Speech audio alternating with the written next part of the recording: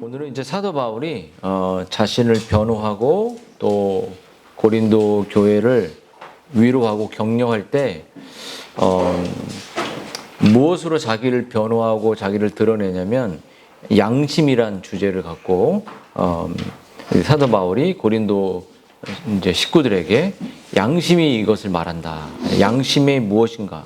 또 양심의 역할이 신자에게 어떠한 일을 하는가에 대한 이야기죠. 우리들에게 양심이 뭔지 알죠? 여기 컨시어스라는 양심이 있는데 하나님 믿지 않는 사람에게도 양심이 있을까요? 없을까요? 양심이 있죠. 그렇죠? 그러면 이 양심은 잘못을 했을 때 엄청난 어떤 죄의 자각을 하게 만드는 엄청난 체계라고 말할 수 있습니다. 신자들의 양심은 반대로 하나님의 선한 양심으로 바뀌었을 때 그 양심은 하나님의 이 도덕법을 엄청난 수준으로 인식하고 지키는 민감성의 역할을 하는 게 양심이죠. 여러분, 제가 한번 예를 하나 또 들어보겠습니다. 1983년에 미국에 있었던 일이에요. 미국에 11월 27일 밤에 일어난 일인데요. 파리를 떠나 마드리드를 경유해 보고타를 향하던 아비아 항공이 있었습니다. 이제 마드리드 이런 공항에 이제 도착하려고 할 때 그때 기상이 좋지 않았어요. 그래서 747기에 기계적 문제도 그 비행기에 문제가 없었어요. 근데 승무원들은 경험이 풍부했죠. 그리고 조종사는 2만 시간 이상 정말 이 비행을 착륙하고 비행을 뜨는 일들을 엄청나게 많이 했던 그 조종사였습니다. 그럼 비행 경력이 있는 사람이죠. 그래서 바라스 공항에 착륙한 횟수만 25만 회였어요. 그러니까 엄청나게 많이 했다는 거죠. 예. 그러니까 그러나 이제 플랩이 열리고 착륙기가 내려오는 상태가 이제 내려오려고 할 때 이제 활주로를 10km 정도 남겨놓고 작은 언덕에 이 비행기가 이제 추락을 하거든요. 근데 이제 그러면서 동체가 여러 번 이렇게 부딪히면서 여러 비행기가 세 조각으로 나눠져서 이제 비행기가 이제 엄청난 큰 사고가 난 거죠. 그래서 안타깝게도 탑승자 192명 가운데 181명이 죽음을 맞이하게 됩니다. 근데 이제 조사의 결과가 뭐냐면 추락 원인이 뭐냐면 조종사가 그렇게 경험이 많고 정말 수백 번, 수천 번이든 그 착륙을 여러 번 했다 할지라도 이 조종사가 가지고 있는 작은 실수 때문에 이제 이런 일이 발생된 거예요. 그러니까 조종사는 비행기 실제 위치를 조종사는 이제 비행기에서 뭔가 문제가 생기면 이 컴퓨터 시스템에서 이제 경고를 보내잖아요. 지금 뭔가 고도가 낮지 않습니다. 뭔가 지금 뭐가 열리지 않아서 이런 신호가 경보 장치가 계속 이 비행기에서 컴퓨터 시스템에서 이제 기장에게 운전하는 그 비행기를 모는 사람에게 계속 신호를 보냈다는 거예요. 뭐 기술을 올려, 기술을 내려, 막 이런 경고를 계속 했지만 이 블랙박스에 그때 녹음된 것을 볼 때 뭐라고 말했냐면 이제 이 조종사가 이런 말을 했다는 거예요. 컴퓨터가 계속 시리가 말하든 뭔가를 얘기하니까 닥쳐 코쟁이 이렇게 말했다는 거예요. 그러니까 외국말로 막 하니까 듣기 싫다는 거죠. 근데 이 경고 장치를 아예 너무 경고 장치가 자기의 경험보다 뛰어나지 않다고 생각을 한 거죠. 그래서 경고 장치를 아예 꺼버렸던 거예요. 다음 순간 조종사가 나머지 이제 희생자들과 같이 죽은 거죠.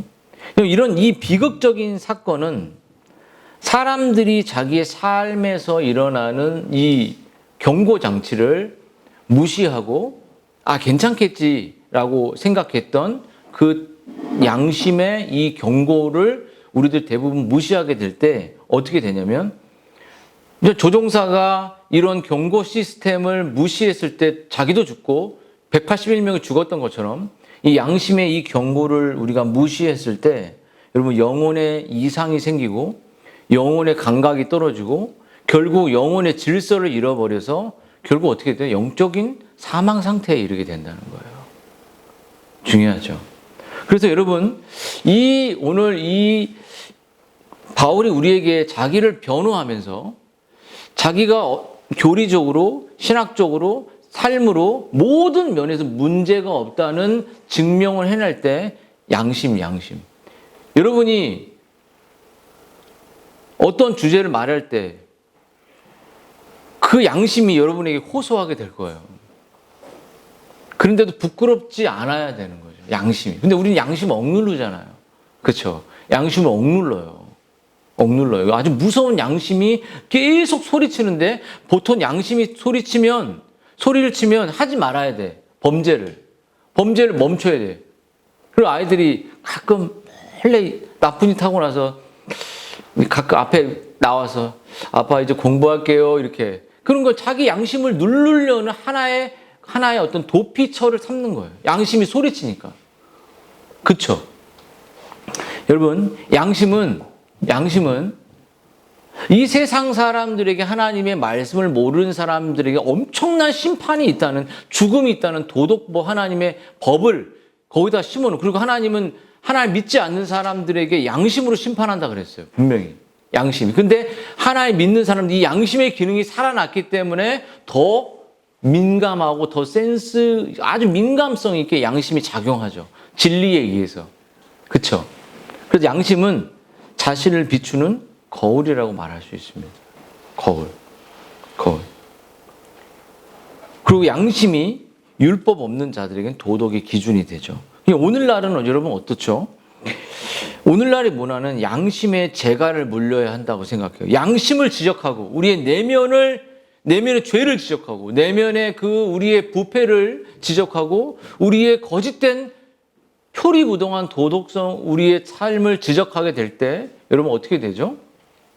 여러분 자존감을 건드렸다, 나를. 내 자존감을 무너뜨렸다.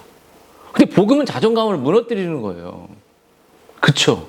복음은 우리를 깡그리 무너뜨리고 정말 우리의 내면 안에 그리스도가 남게 하는 게 복음이죠. 근데 요즘에는 그렇지 않고 당신이 뭔데 나를 교정해. 당신이 뭔데 나를 이렇게 판단해. 복음의 판단조차도 하지 못하게 하는 세상에 와 있고 결국 물질주의와 돈과 힘을 가지고 있는 사람들이 교회를 장악해버리죠. 그래서 강단에 하나님의 말씀이 인본주의적인 말씀이 되게끔 만들어버리는 거예요. 그냥 감정만 터치하고 고난 속에 있는 사람들에게 정말 고난 가운데 있는 참된 고난 속에 있을 때만 참된 진짜 안식과 위로를 경험하는데 그냥 우리가 추구하는 그건 뭐냐면 저도 그럴 때가 있어요. 너무 힘들어하니까 어떤 지체가 힘들어하면 힘내세요. 잘 될 거예요. 요거는 진짜 인본주의적인 거죠. 그쵸?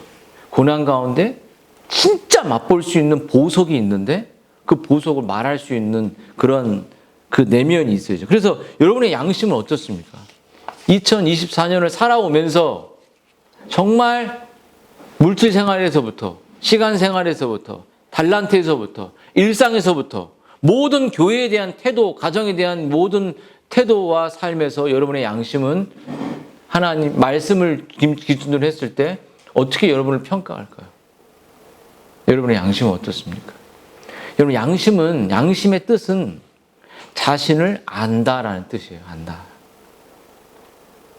그렇죠. 그래서 하나님은 이 율법이 없는 이방인들에게 도덕 의식을 양심을 통해서 주셨죠. 그래서 율법 없는 이방인들이 하나님의 말씀을 진짜로 믿지 않는, 신뢰하지 않고 적용하지 않는 우리들에게 하나님은 뭘 주셨냐면 양심을 줬어요. 자, 양심적으로 막 괴로워. 나쁜 짓 하면 괴로워, 안 괴로워? 괴롭죠. 그게 내 안에 있는 양심의 법이에요. 하나님 말씀 읽지도 않았는데 내 마음이 갑자기 괴로워. 그래서 내가 어떤 걸 했다가도 갑자기 뒤를 돌이키는 이유가 이 양심이 즉각적으로 소리치기 때문이에요. 근데 우리는 이걸 양심을 막 이렇게 없애려고 하죠. 할 때. 그래서 양심은 여러분 모든 인간의 세상이 말하는 빨간불에 건너지 말고 파란불에 그 녹색불에 건너라는 그 신호보다 더 탁월한 기준을 제시하는 게 양심입니다. 그래서 우리가 빨간불에 건너지 말아야 하는 그 신호의 위협보다 이 양심의 내면에 하나님의 심겨준 이 법은 엄청나기 때문에 이 양심이 통해 발 뻗고 못 잔다라는 말이 거기서 나온 거예요. 여러분 이 양심은 물론 인간의 모든 본성은 다 오염되어 있죠. 그리고 인간에게 남아있는 이 양심도 온전하지 못합니다. 여러분 양심 자체에는 한계가 있고 양심에는 오류가 있어요. 왜냐하면 양심 우리가 누를 수 있고 우리가 양심에 반응할 수도 있기 때문이에요. 여러분 양심은 하나님이 주신 아주 민감한 도덕의 기준에 맞는 센스가 있지만 여러분 이 양심은 여러분의 최종 판결자가 아닙니다. 네 양심대로 해 하면 여기 돈 엄청 많은데 양심대로 해 하면 쑥딱 가져가서 집어넣을 거 아닙니까? 이 양심은 우리에게 민감한 반응의 기준을 제시하지만 이것을 누르고 이 양심을대로 살지 않기 때문에 양심은 우리에게 최종 판단자가 아니에요. 최종 판단자는 하나님이시고 하나님의 말씀이죠. 근데 여러분 근데 이 양심을 사용하셔서 하나님의 말씀의 기준을 온전히 높은 수준으로 지키게 하는데 우리가 이 양심을 여러분의 마음속에 하나님 말씀 읽지도 않아도 잘못했다, 잘못하지 않았다 이것을 깨닫게 하는 양심을 무시해버리면 여러분 어떻게 될까요? 재앙이 닥치는 거예요. 재앙. 하나님이 우리에게 양심을 통해서 기준을 계속 제시하고 네가 지금 이런 행동을 하는 것은 옳지 않아. 너도 좀 해봐 라고 우리에게 양심으로 말씀해야 안 합니까? 하시죠. 근데 여러분 어떻습니까? 내 본성과 내 감정에 의해서 양심을 눌러버려요. 그럼 재앙이 닥친다고요. 어떤 재앙? 영적인 무감각이 오는 거예요. 영적 힘을 상실해버려요. 자꾸. 하나님에 대해서 의식하고 싶지 않게 돼요. 부모님의 말씀도 더더욱 그렇죠. 여러분 양심의 소리에 귀를 막고서 무사할 수 없습니다. 여러분 신자 안에 있는 양심은 그럼 어떻게 이 기준을 이런 역할들을 할까요? 믿지 않는 사람들에게도 양심이 있어서 그것을 세상에 있는 도덕적 기준들을 그 양심에 의해서 더더욱 잘 지키죠. 양심이 없다면 사람들은 이 도덕이 있다고 해도 지키지 않을 거예요. 하나님이 양심을 심어 놓으셨으니까요. 그래서 일반적인 도덕의 기준을 잘 지키는 것도 양심 때문에. 근데 신자들 안에 있어서도 이 양심의 역할은 뭐냐면 신자의 거룩한 삶을 더욱더 날카롭게 지키게 합니다. 신자의 양심은 말씀을 더욱더 깊은 내 삶에서 적용하게 만들어요. 여러분, 양심은 신자의 내면 안에서 가장 높은 도덕적 기준을 요구합니다. 이렇게 해라고 살라고 요구하죠. 신자들이 자신의 마음을 줄곧 성경의 진리로 채울 때 완전한 하나님의 법이 양심과 함께 우리 안에 실천되어지는 거예요. 근데 양심은 등이 아니에요. 자체에 빛이 있지도 않아요. 그래서 채광창 같은 역할을 하지 않습니다. 양심은 스스로 빛을 내지 못하고 도덕의 빛을 낼 뿐입니다. 그냥 이렇게 해야 돼. 이건 잘못된 것이야. 그러니까 알죠. 그래서 이런 양심을 계속적으로 지켜내고 양심이 우리에게 경고하는 하나님의 도덕의 기준들을 우리가 지켜내고 깨끗하게 할 때 이 양심이 우리에게 바른 방향과 바른 진리를 하나님 말씀과 함께 일어난다는 거죠. 그래서 사도 바울은 자신의 양심이 하나님의 거룩한 말씀과 늘 이렇게 함께 있다는 사실을 증명합니다. 그래서 자기가 자신을 호소하고 변호할 때 바울은 뭐라고 말하냐면 나는 하나님과 사람에 대하여 항상 양심에 꺼리낌이 없었다. 이렇게 말해요. 그래서 믿음의 착한 양심을 가지라. 어떤 이들은 양심을 버렸고 믿음에서 떠났다고 말해요. 그래서 여러분에게 2024년 여러분이 돌아보면서 여러분의 양심은 선한 양심, 거듭난 여러분의 양심은 여러분의 삶에서 잘못을 하나님 앞에 정말 바른 삶을 살았냐, 살지 않았냐라고 물어보십시오. 양심이 정확하게 대답할 거예요. 네가 시간을 헛되이 보냈냐, 보내지 않았냐. 네가 하나님께 모든 관계 속에서 청지기로서 그것을 수행했냐, 하지 않았냐라고 하나님 여러분의 삶에 물어보요. 그래서 바울은 자기의 양심에게 양심을 걸고 뭐라고 하면 내 도덕적인 삶에는 잘못된 것이 없다라고 선언하는 거예요. 바울이. 여러분 바울을 향한 고발 중 첫 번째는 바울이 고난을 받는 것은 그의 삶이 그의 거룩함이 그의 진실함, 여기 진실함, 여기 홀리레스라고 말하잖아요. 그 진실함과 그 거룩함에서, 순결함에서 오류가 많다라고 지적을 했어요. 많은 사람들이. 바울의 그 사도성과 바울의 교리를, 바울이 말한 진리를 공격하기 위해서 뭐라 했냐면 바울은 신실한 착한 사람, 좋은 사람이 아니야. 도덕적으로 괜찮은 사람이 아니야. 그의 동기나 그의 마음이 옳지 않아 라고 말했어요. 바울은 그렇다고 말하죠. 바울은 내 양심이 난 도덕적으로 깨끗해. 이렇게 말한 거예요. 이거 엄청나죠? 여러분 어떻습니까?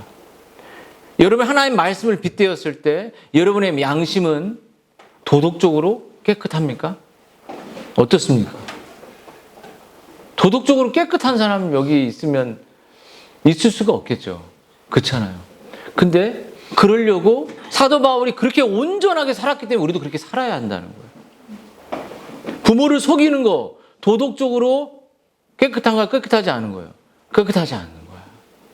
하나님을 속이는 행동 도덕적으로 깨끗하지 않은 거죠. 여러분 바울은 거룩함과 진실함이란 말은 자기의 동기부터 삶까지 자기는 잘못한 것이 없다. 이게 내 양심이 그것을 증언한다라고 말해요. 엄청난 거죠. 바울은 양심으로 자기를 증명해요. 이게 엄청난 수준이라고 보죠.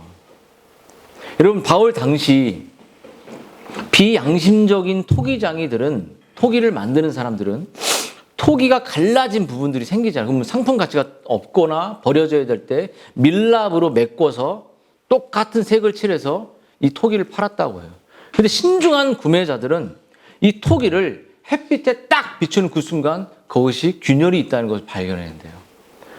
여러분 우리가 하나님의 말씀과 성령의 이 빛에 조명에 여러분의 양심을 여러분의 내면을 비췄을 때 여러분의 양심은 여러분의 이 말씀으로 여러분의 내면을 비췄을 때 여러분의 양심은 여러분에게 어떻게 말합니까? 숨긴 거 없어? 감춘 거 없어? 너 정말 하나님 앞에 죄악된 거 없어? 라고 그 햇빛에 그 균열이 드러나듯 여러분의 삶에서 그것을 드러내버린다는 거예요. 여러분 그래서 바울은 이 진실함이 자기의 이 거룩한 삶, 도덕적인 삶의 이 온전한 뿌리는 자기에게 있지 않고 하나님으로부터 나온 것이다. 하나님이 거룩하시기 때문에 거룩하라 말하셨기 때문에 자기가 그 뿌리를 두고 거룩한 삶과 진실한 동기를 갖고 살았다는 거예요. 그래서 바울은 진실한 사람이었고 그의 삶에 낱낱이 삶이 다 털리곤 했어요. 바울은 부정적으로 했나 돈을 털었나 먼지 하나 나지 않은 거죠. 그래서 많은 사람들이 목회자를 마음에 안 드는데 쫓아내려고 하면 첫 번째 여자 문제를 도덕적으로 건드리거나 또 한 번 두 번째는 돈의 재정 사용에 대해서 제대로 사용하지 않은 것을 지적하려고 하죠. 그런 걸 걸리면 이제 그만둬야 되니까요. 이 도덕적인 게 바울에게 문제가 있다면 교리가 잘못 전하지 못해도 교리를 전할 수 없게 되기 때문에 바울은 자기의 양심으로 자기의 도덕적인 삶에 문제가 없다고 말하는 거예요. 여러분의 삶은 어떻습니까? 저의 삶은 어떨까요? 계속적으로 양심을 속이고 있지 마세요.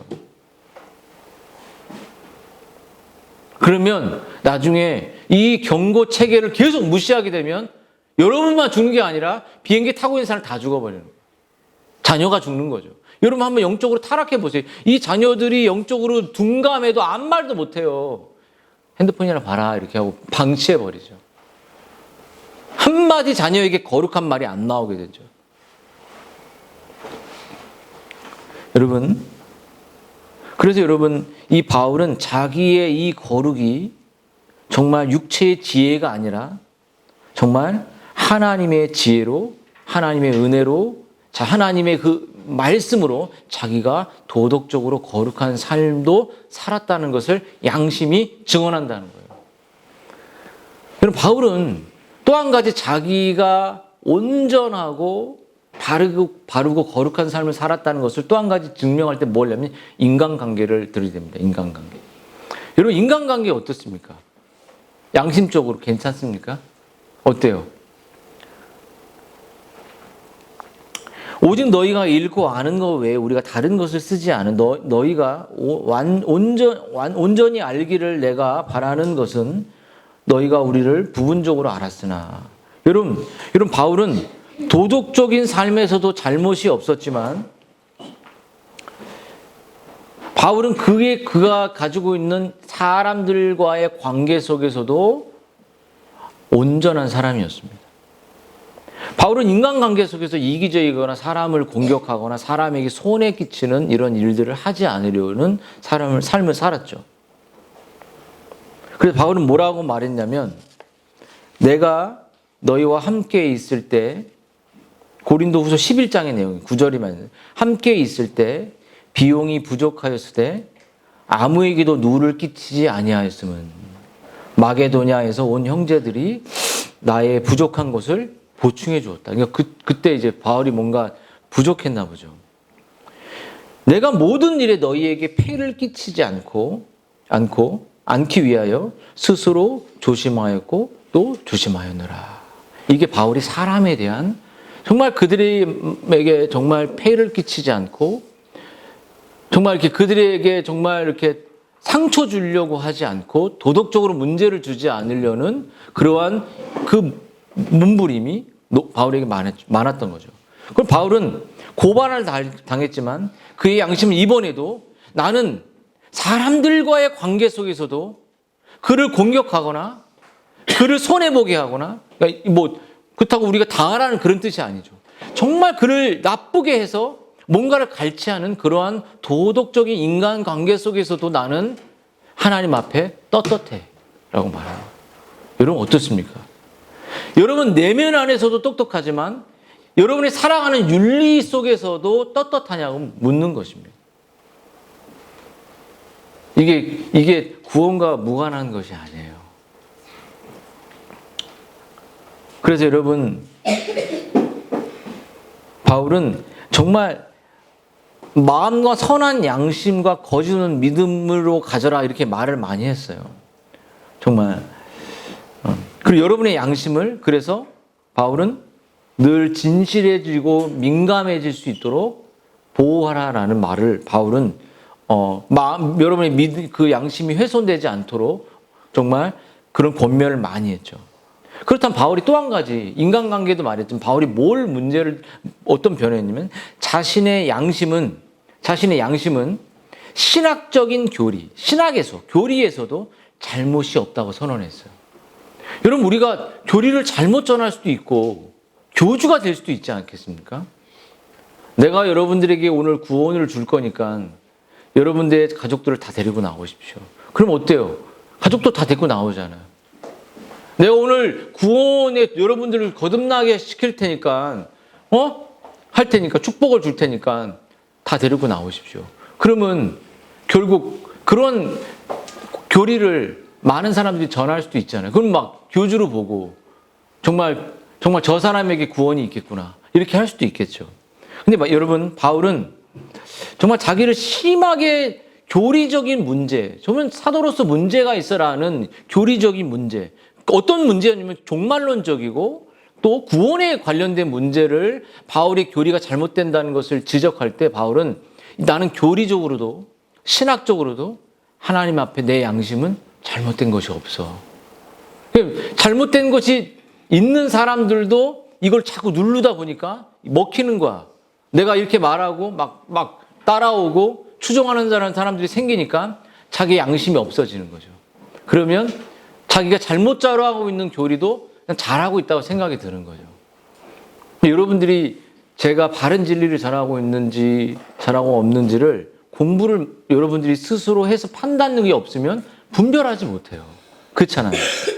그래서 여러분 사도 바울은 자기가 뭐라고 말하냐면 자기는 영적 사기꾼이 아니다. 하나님의 진리를 왜곡하는 장사치도 아니다. 바울은 하나님의 말씀을 잘못 다루거나 왜곡하지 않았다는 그게 뭐냐면 이제 그러면서 이렇게 바울이 말하죠.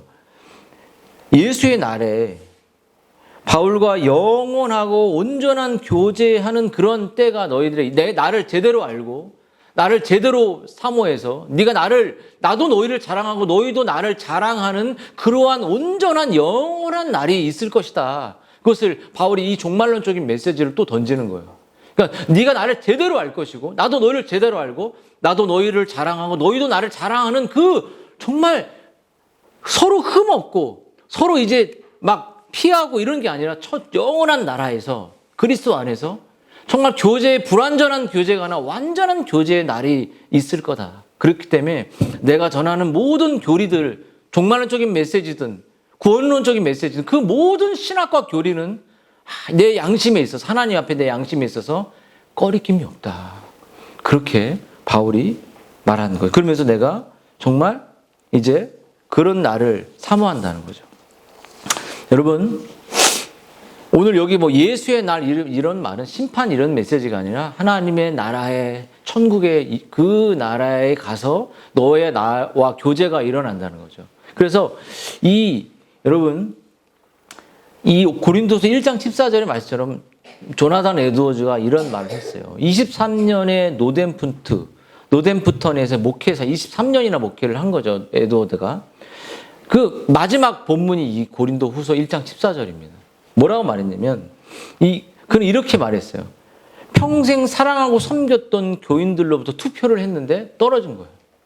이제 23년 사역하고 떨어지게 버린 거예요. 얼마나 씁쓸해. 그래서 막 진노의 메시지를 증거할 수도 있겠지만 에드워드는 사임하면서 이 말을 한 거예요. 예수님 앞에서 예수의 날에 우린 다시 만나게 될 거다.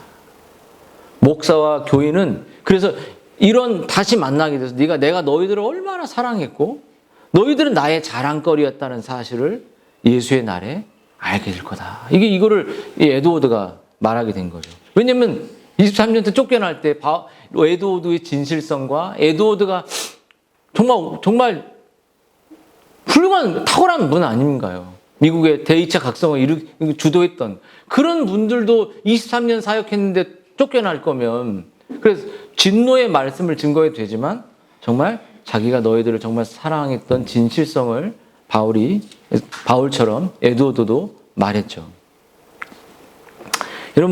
여러분들도 그런 교제를 사모합니까? 우리가 지금 이렇게 끝나는 게 아니라 지금 엄마 아들 남편의 관계가 그런 관계는 시집가고 장가가는 관계는 아니지만 우리는 서로를 알아보고 서로를 이제는 제한 없는 관계로 사랑하는 날이 오게 될 거예요.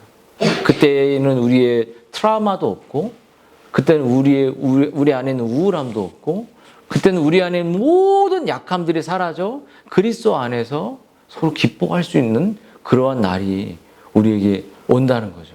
그 날을 자기는 사모하고 그때 내가 너를 자랑하고 그런다는 거죠.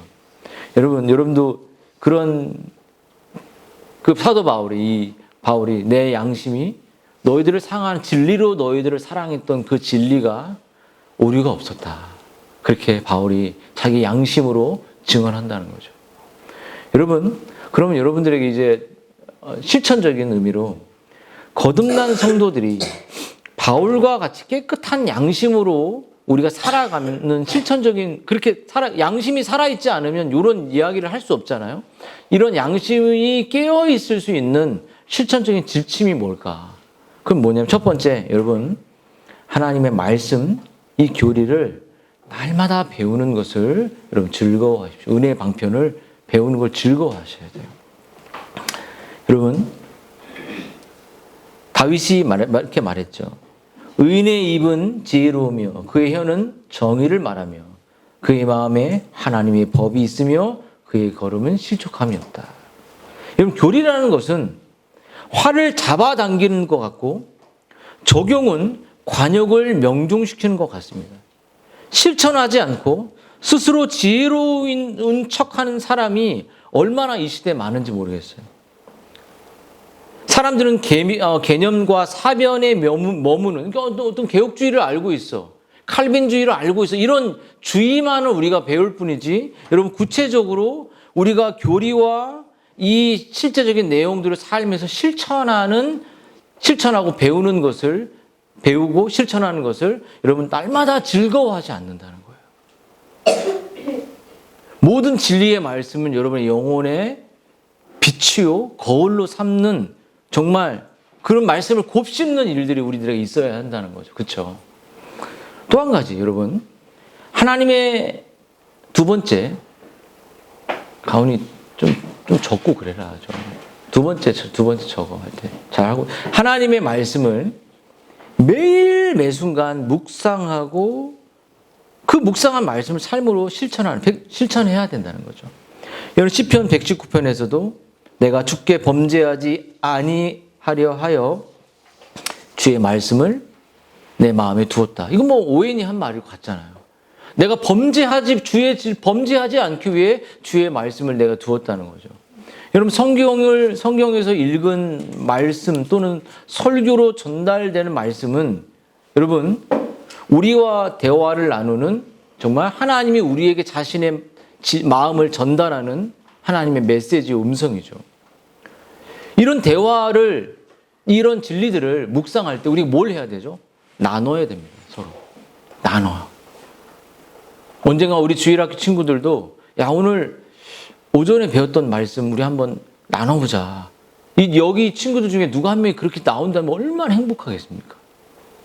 오늘 성경 얼마나 읽었니? 이렇게 끝나자마자 그냥 뭐 딴 거 할 생각이나 하는 게 아니라, 여러분, 그리고 묵상은 하나님이 우리 영혼에게 임하는 수단이고, 묵상과 함께 기도는 우리가 정말 하나님의 임재 속으로 들어가는 생명의 통로죠.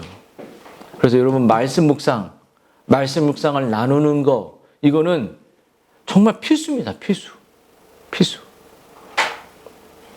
그리고 세 번째, 여러분, 우리 양심이 깨어있기 위한 세 번째는 늘 깨어 기도해야 되죠. 여러분, 우리가 엄청나게 불평이 생기고 또 우리 안에 막 좌절이 생길 때 기도하게 되면 어떻게 되게 되죠? 기도하게 되면 그냥 이 문제만 이게 아니라, 기도하게 되면 누가 보이냐면 내가 보여요. 내 자신의 부패함이 보입니다. 그렇죠? 내 안에 그 부족함들이 보이죠. 우리가 만약에 남편과 아내가 여기 있으면 서로 끝장 토론을 많이 하죠. 끝장 토론이 뭐냐? 아, 그만 살아. 막 이런 대화들이 나오게 되죠. 근데 여러분, 그런 일들이 우리의 삶에 있을 때도 여러분, 우리가 뭘 해야 되냐면 끝없이 기도해야 됩니다. 기도하게 될 때 나의 허물이 보이기 시작하는 거죠. 그때 우리의 말들이 멈추죠. 그래서 윌리엄 브릿지라는 사람이 이렇게 말했어요. 기도는 영혼의 무기다. 우리가 영적 싸움을 할 때 무기가 없다면 슬픈 일이 아닌가. 기도는 영혼의 장식물, 곧 그리스도의 훌륭한 옷이다. 이 옷이 없어서 벌거 벗겨진 채로 나타나는 것은 괴로운 일이 아닌가. 기도는 그리스도인의 필수 요소다. 그러므로 물고기가 필수 요소인 물 속에서 살다가 물 밖으로 나오면 죽는 것과 같이 그리스도인도 필수 요소인 기도 속에 살다가 기도 밖으로 나오면 그의 심령은 죽는다. 기도는 우리의 영혼에 필요한 모든 것을 공급한다. 맞는 말이죠. 근데 이게 잘 안 되죠, 우리가 할 때. 근데 되게, 여러분, 이 기도는 물고기가 물속 밖으로 나오는, 기도하지 않는 것은 물속 밖으로 나와서 내 심령이 메마르고 죽게 되는 거예요. 은유라. 그렇지. 목사님, 쳐다봐. 자, 네 번째. 여러분, 네 번째. 여러분, 양심을 지키기 위해서는 영적 교만을 피해야 됩니다. 영적 교만. 영적 교만. 여러분, 교만한 마음은, 교만이 뭘까요? 자기가 자신의 가치를 실제보다 더 크게 보는 거죠. 그렇지 않습니까? 여러분, 아내와 남편이 여기 있으면 자기의 가치를 높이 보면 남편을 만난 게 뭐 후회스러울 수도 있겠죠. 막 싸울 때. 또 남편도 자기의 가치를 너무 높이 보면 그런 모습을 가질 수도 있겠죠. 그렇듯이 여러분, 교만은 자기를 너무 높이 평가하는 거예요. 우리가 아무것도 아닙니다. 우리 아무것도 아니에요. 여러분, 그리스도의 기초에, 그리스도 안에 있지 않는 모든 인생들은 아무것도 아니죠. 우리는, 교만은 정말 가장 하나님 앞에 악한 행동이죠. 그리고 또 한 가지 뭐다? 다섯 번째는 여러분, 우리의 죄가 얼마나 우리의 영혼을 파괴하는 심각성에 있다는 걸 알아야 돼요. 여러분, 우리의 죄가 뭐죠? 예수 그리스도를 죽음으로 몰아넣었습니다. 여러분, 그 죄가 우리의 영혼을 파괴하고 온 인류를 멸망으로 내몰았죠. 여러분, 그래서 죄와 싸워야 되는 겁니다. 여러분, 여섯 번째 한번 볼까요? 여러분, 우리가 죄를 짓지 않으려고 우리가 피 흘리기까지 힘써 싸워야 됩니다. 시편 기자가 이렇게 말해요. 주의 의로운 말씀으로 규례를 지키기로 맹세하고 굳게 제가 정했습니다. 이렇게 죄 짓지 않으려고 정말 우리 자신의 모든 것으로부터 싸워내야 됩니다. 여러분, 또 일곱 번째는 다 연관성이 있죠. 깨어 있어야 되죠. 작은 죄의 유익의 낌새만 있어도 저항해서 싸워야 돼요. 나를 유혹하는 모든 이 죄악의 요소가 나에게 올 때 그것을 싸워내야 됩니다. 그럼 여러분, 이 일곱 번째에서 이거 어떻게 싸울 수 있냐? 어떻게 깨어 있을 수 있냐라고 말하는 첫 번째 태도는 뭐냐면, 날마다 근신하고 회개하고 정신을 차려서 기도하는 그런 근신하고 내 자신을 돌아보는 일이 매일 있어야 돼요. 그리고 육신이 깨어 있어요. 육신이 정말 너무 피곤하고 그렇게 시험에 들지 않도록 육신적인 그 유혹에 있는 환경으로부터 우리가 가서는 안 돼요. 그리고 여러분의 영혼이 날마다 신령하고 민감한 상태가 되어 있어야 됩니다. 여러분, 또 한 가지는 하나님을 향한 날마다 내가 사랑하는 마음, 경외하는 마음이 있어야 돼요. 그리고 여러분의 마음을 주의 깊게 날마다 살펴야 되죠. 자, 여덟 번째, 우리 양심을 깨우는 여덟 번째 일은 여러분의 죄를 즉시 고백하고 회개해야 됩니다. 요한은 이렇게 썼어요. 요한 목사님은, 만일 우리가 우리의 죄를 자백하면 그는 미쁘시고 우로사 우리를 사하시며 용서하시며 우리를 모든 불의, 잘못된 것에서 깨끗하게 하신다. 여러분, 우리가 많은 죄를 고백하지만 여러분, 죄를 짓지 않는, 버리지 않는 삶을 살지 않는다면 고백은 아무 의미가 없는 거예요. 하나님이 우리의 죄를 용서해 주시기를 바란다면 우리 뭘 해야 돼? 죄를 버려야 됩니다. 같은 죄를 반복적으로 짓는 것을 하지 않아야 돼요. 이런 죄의 고백은 어떤 걸까요? 영적인 구토 같아요. 동물들이 저희 집에 고양이가 있듯이 너무 많이 먹으면 막 토를 하잖아요. 여러분, 이 죄를 고백한다는 것은 이 더러운 죄악들의 내면에 있는 쓰레기들을 토해내는, 빽 하고 토해내는. 날마다 토해내는 거예요. 그래서 토마스 멘토는 이렇게 말했어요. 죄의 고백은 죄를 죽이는 행위다. 그것은 영혼의 구토다. 역겨워 토해내는 것은 아무리 달콤한 것이라 해도 극도로 혐오스럽기 마련이다.